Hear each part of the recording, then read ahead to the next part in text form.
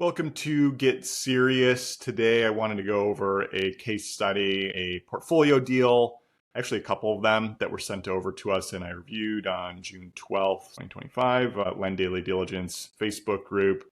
And that's zero cost review of your land deals, Mondays and Thursdays afternoons. So this individual had sent over a couple package deals in Texas. I wanted to focus on one primarily. So it was like roughly 29 buildable parcels, I think around a quarter. No, they were a little bit less than a quarter acre each, but they were a bit further north of Austin near Killeen. And they had full utilities. It was basically part of a smaller master plan community, and it just looks like whoever this seller was, they were a business, just, probably a developer, got into some distress and just trying to offload their inventory and move on from a deal where they got over leveraged and, the home prices were going down and also the demand wasn't there, possibly for, built and improved upon properties. So this is it's a growing story. It's entering the mainstream more over the last couple months. And it's something I've touched on a bit here. I've picked up a lot of it from the Reventure app founder Nick Gurley. I'd really encourage you to check out his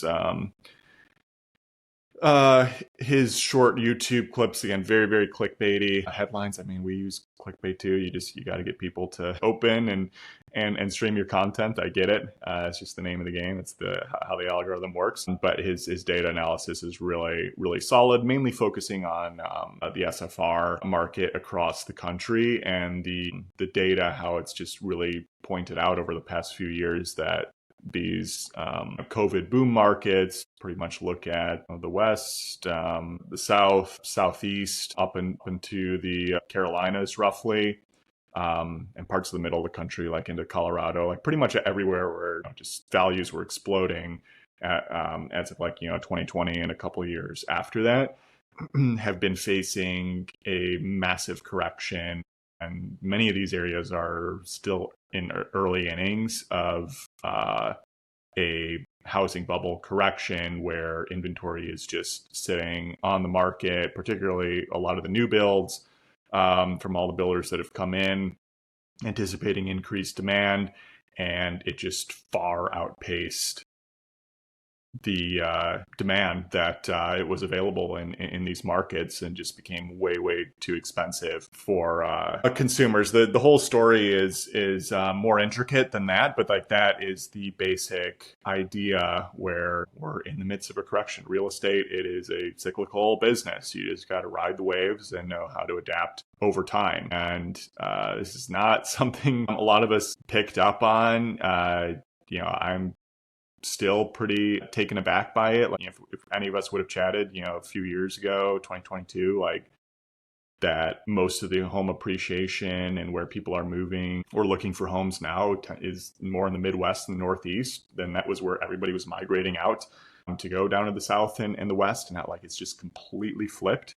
That is a huge shift that's going to take, probably several more years to really play out through this cycle in real estate. But again, who knows? There could be other, black swan events. What happens if there's another pandemic? Do things reverse again? It's just, you still have to be on your toes no matter what. Nothing is fully set in stone, but currently that is what the trend is looking like. Again, I'm based here in Austin. We had the biggest housing correction in the entire country, 20% drop over roughly 3 years from 2022, and it's finally starting to see more buy signals, probably by the end of 2025. But 20% drop, it's massive. Push a lot of investors out of this. I have some neighbors who rent out their homes, and some of them have just been sitting vacant because they bought it at such a high price in 2022, and now I don't know if they bought it cash or mortgage, but a lot of these or a couple of these homes, the rent has also gone down too, in addition to home prices. So if you're an investor buyer and trying to get people to rent out your home. Like, it is a really nasty situation. And so I've like been seeing, you know, in our next door neighbor where there's probably been vacancy for like close to half the year out of this last year. Like, that is just, you know, dead weight in terms of that asset there. And like, I've looked up their, you know, price they're trying to rent, and you know, it's like advertised like $3,000 a month. And the going rate now is like maybe $2,400 for that type of house. So it's a big gap. And you know, I can see it firsthand where things have shifted dramatically. So that brings us back to this, you know, 29 parcel purchase that's, you know, in a far less desirable area. Like, I'm probably, you know, 20 minutes from downtown Austin, where there's still a lot of sales activity. But, you know, if we're talking, you know, almost 2 hours north, an hour and a half, 2 hours north, like, there's just going to be way, way less demand for areas up there. And you're sitting, and, you know, this developer's just sitting on all these lots, and they were kind of pushed aside of this master plan community. And so, you know, I was looking at land sales there, and there was like a couple. You wouldn't expect to sell all of those, you know, onesie twosies. You'd probably try to find another developer to take on that project. So instead, I was looking at, all right, what are these, you know, are there some existing new builds in the area? It's still, you know, some home builders got involved here, and I was looking at them, and some of these houses are priced at, you know, the mid 300s, 350 grand, something like that. But I look on the days on market, and they've been sitting for a year. And then in terms of what properties have actually moved within the last year, there was some like 50-year-old inventory that moved closer to like, I don't know, 115,000, 120,000. There was a nicer house that was a relatively new build that had a nice pool, so additive value, that I think sold in the mid 300s. I don't know. I don't have this in front of me again, but like, that was the only other example. You know, one house that was a higher price point in the entire last year, and then you have all this inventory sitting.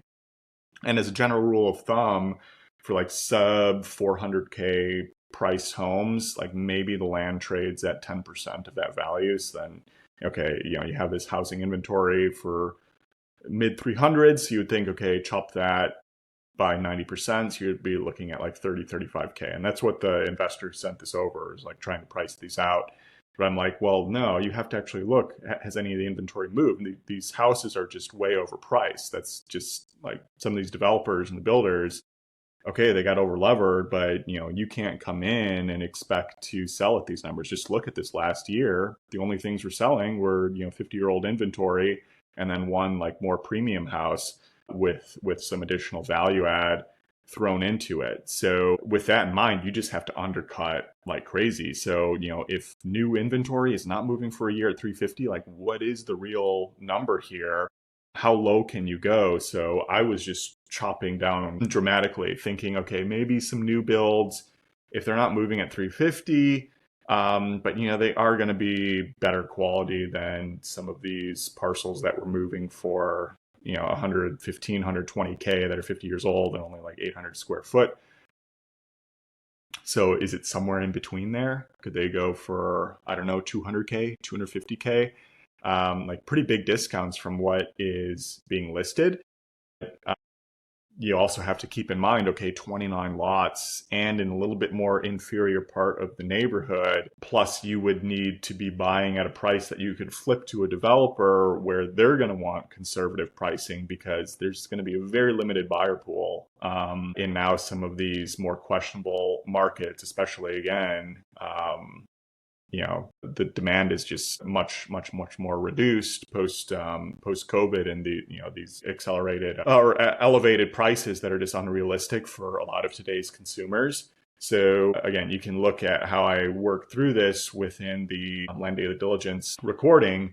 But I was like, all right, maybe they could trade for upwards of 20K per lot here, even to another developer, but I would really want to undercut that much more. Like, I want to price these maybe close to if they were trading at the level of some of that 50-year-old inventory that was actually moving for 120, 130K or something.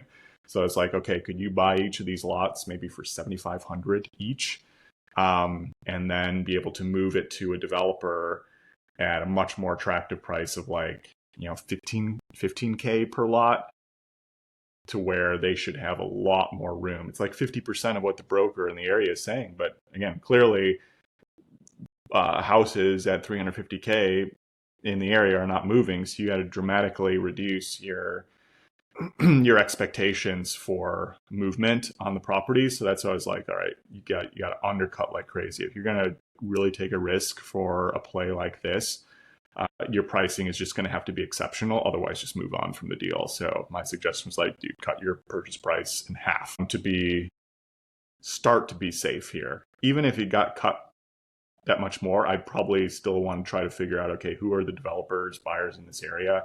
Can I try to do a double close type situation?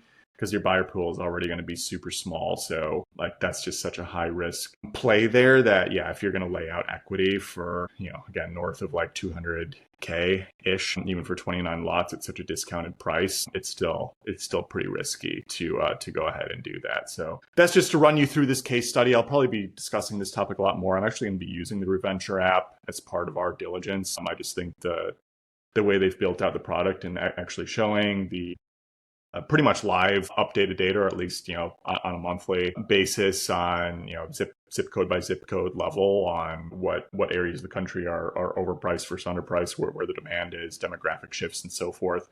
Again, it's oriented towards SFR, but as land folks, where a lot of the land that we're buying is related to residential demand, I'd say well over half the time for most of us, this is really useful info to have. And, to the point too of like, okay, a lot of us would discount a lot of the Northeast and Midwest, but should we start looking there a lot more because of the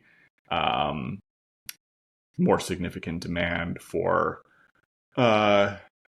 residential property in those areas of the country now, which again is a complete 180 from where we were a few years ago. So got to adjust. Hopefully this is helpful. SeriousLand.capital for any of your funding needs. I already mentioned Land Daily Diligence, and then LandPricer.ai for the most reliable land funding tool on the market.